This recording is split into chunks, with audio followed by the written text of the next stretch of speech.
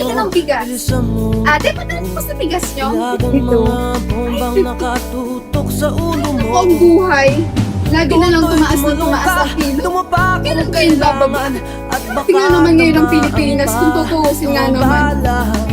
Saan naabot ngayon 20 pesos mo?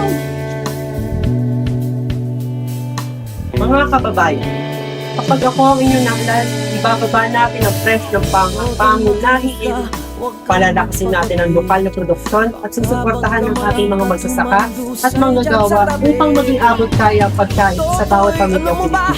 Dahil ang bawat Pilipino ay may karapatang mamuhay ng may sapat na pagkain sa kanilang kapatid.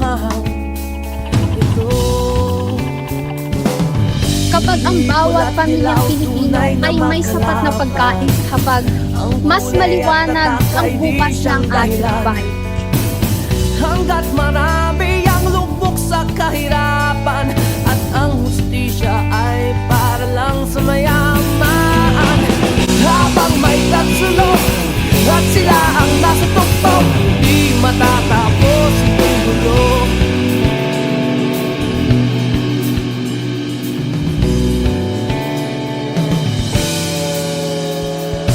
Umigas ang hininga ng kairaming mga tao at ang dating munting bukid na sementeryo.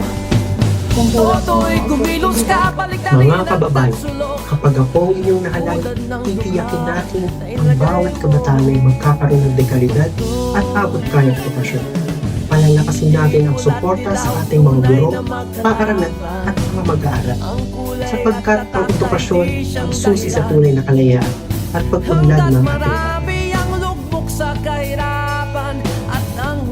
Kapag may liwanag ng edukasyon, may liwanag ng kinabukasan. At sila ang nasa tuktok, di matatapos itong gulo. Ma'am, anong bayad pa kayo dito?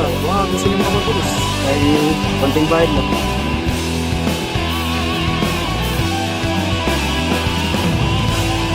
Kapag ako ang inyong nahalal, pananagutin natin ang mga tiwali at kurap. Palalakasin natin ang transparency at pananagutan sa pamahalaan.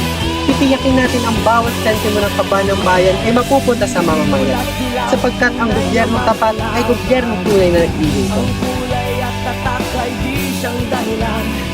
Sa isang pamahalaang tapat, mas maliwanag ang kinabukasan ng bawat Pilipino.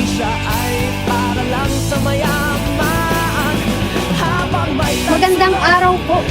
Kilalanin natin ang kandidatong naniniwalang ang tunay na lider ay hindi lamang nagbibigay ng direksyon. Siya ang nagsisilbing liwanag sa landas ng kanyang bayan. Sama-sama po nating pakinggan ang kanyang mga plano para sa isang mas maunlad, mas makatarungan at mas maliwanag na Pilipinas. Ako si Dr. Jose Rutasio Rizal.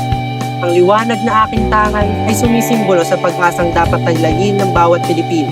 Naniniwala akong ang tunay na kalayaan ay nagsisimula sa edukasyon, pinatatag na katotohanan at isinasabuhay sa pamamagitan ng tapat na pamamahala. Panahon na para piliin ang katotohanan kaysa sa kasinungalingan. Panahon na upang piliin ang paglilingkod kaysa pansariling interes. Baba ang presyo ng mga pangunahing bilihin, panagutin ng mga tiwali at kurap, itigil ang dinastiyang politikal, tutulan ng anumang uri ng imperialismong sumasakal sa ating kalayaan, isulong ang edukasyon para sa bawat Pilipino, sapagkat ang pagbabago ay hindi nagsisimula sa isang tao, nagsisimula ito sa bawat Pilipino handang maging liwanag para sa bayan. Kapag kamalang katumandusay dyan sa tabi, Totoy, alam mo ba kung ano Ako si Dr. Jose Rutasio Rizal, tumatakbo bilang tagapanguluhan. Ito, hindi pula't dilaw, tunay na makalaban. Ang kulay at tatak ay di siyang dahilan